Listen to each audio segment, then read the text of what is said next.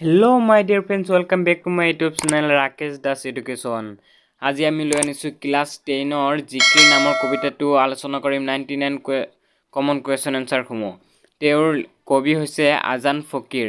যদি আমাৰ চেনেলটো নতুন আছে তেন্তে সাবস্ক্ৰাইব কৰি অল বেল আইকনটো প্ৰেছ কৰি ৰাখিবলৈ একেবাৰে নাপাহৰিবা যাতে আমি আপলোড কৰা ভিডিঅ'সমূহ তোমালোকে লগে লগে পাই যোৱা। গতিকে পলম নকৰি সময় নষ্ট নকৰি বলা আমি আজি ভিডিঅ'টো আৰম্ভ কৰোঁ। এতিয়া চোৱা এক নম্বৰতে কি আছে সমু উত্তৰ দিয়া জিকিৰৰ ৰচক কোন জিকিৰৰ ৰচক হ'ল শাহ মিলান নামৰ এগৰাকী ইছলামিক সাধু তেওঁক আজান ফকিৰ বুলিও জনা যায়। এতিয়া চোৱা 2 নম্বৰ কোৱেশ্চন জিকিৰবোৰক কিহৰ লগত তুলনা কৰিব পাৰি জিকিৰবোৰক হিন্দুসকলৰ ভক্তিমূলক প্ৰাৰ্থনা বা স্তুতি গীতৰ লগত তুলনা কৰিব পাৰি।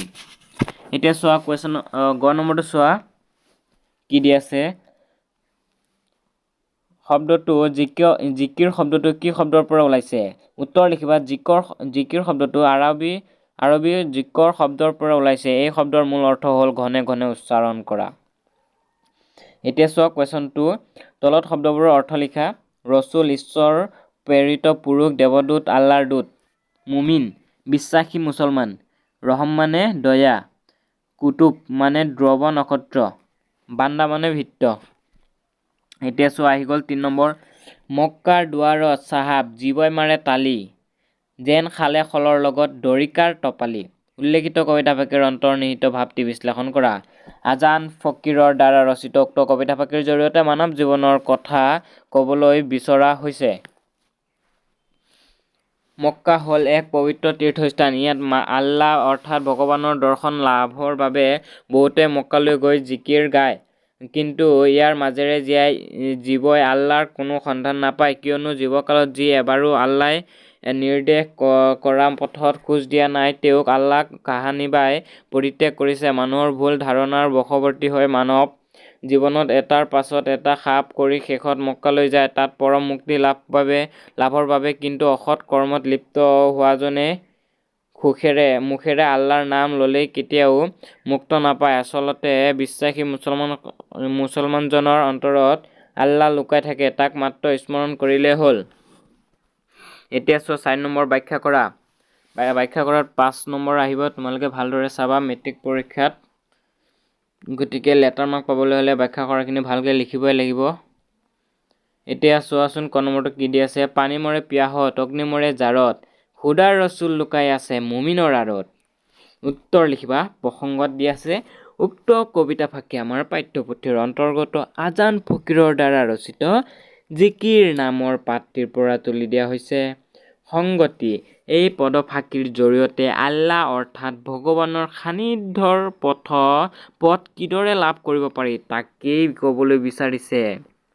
এতিয়া ব্যাখ্যাখিনি চোৱা পানীৰ পিয়াহত মৰা আৰু অগ্নি জাৰত মৰা দুয়োটা কথাই অসম্ভৱ অৰ্থাৎ পানীৰ ভিতৰত নিজৰ পিয়াহ গুচোৱা শক্তি লুকাই আছে ঠিক তেনেদৰে জুইৰ উত্তাপ শক্তিও নিজৰ ভিতৰতে লুকাই আছে কিন্তু পানী আৰু জুইয়ে নিজৰ শক্তিৰ কথা নাজানে। ঠিক তেনেদৰে পানীৰ পিয়াহত অধীৰ জনে পানীক পানী বুলি চিনি নাপালে বা জাৰত কঁপি থকা মানুহ এজনে জুইৰ অস্তিত্বৰ কথা নাজানিলে তাক বিচাৰি চলাত কৰিলেও বিচাৰি পোৱা নাযায়। আল্লাহ বা ভগৱান আমাৰ হৃদয়ত থাকে কিন্তু আমি তেওঁক চিনি নাপালে বা তেওঁৰ অপাৰ মহিমাৰ কথা নাজানিলে এই ব্ৰহ্মাণ্ড চলাত কৰিলেও বিচাৰি নাপাওঁ।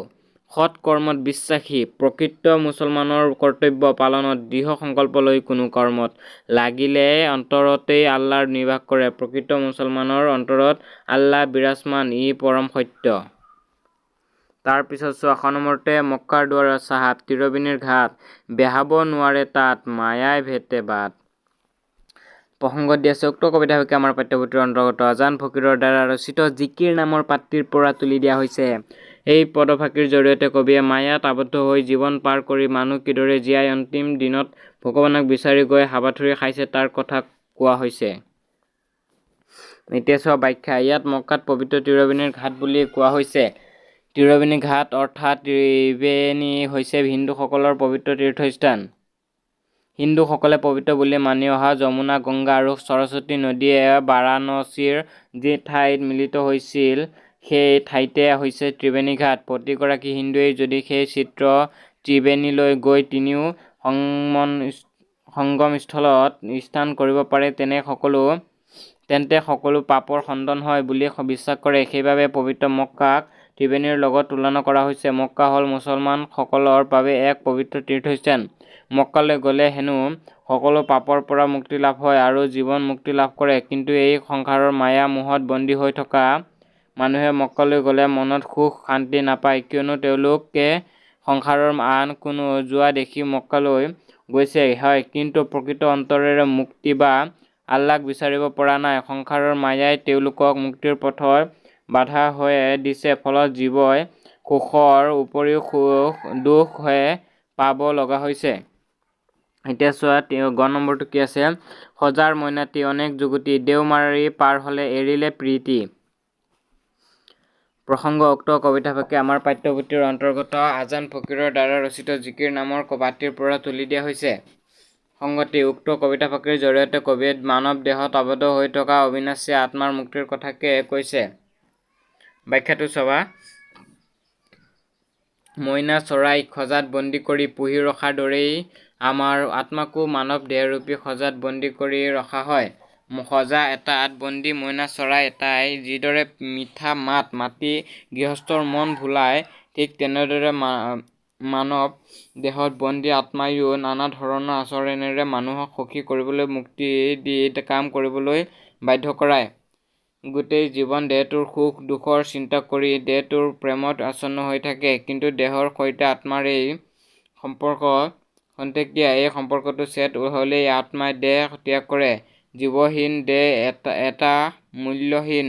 গতিকে আত্মা বা জীৱহীন দেহক আমি মৃতদেহ হিচাপে পুৰি বা পুতি পেলাওঁ।